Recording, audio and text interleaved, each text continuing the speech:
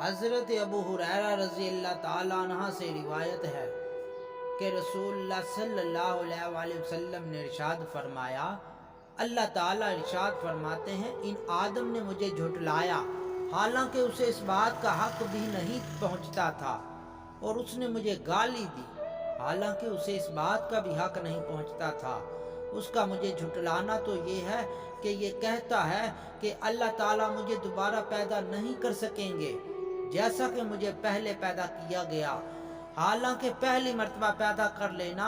دوسری مرتبہ پیدا کرنے سے زیادہ آسان نہیں تھا۔ اور اس کا مجھے گالی دینا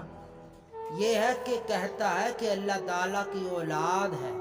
حالانکہ میں اکیلا اور بے نیاز ہوں، نہ میں نے کسی کو جنا ہے اور نہ ہی میں کسی سے جنا گیا ہوں، اور نہ ہی میرا کوئی ہمسر ہے۔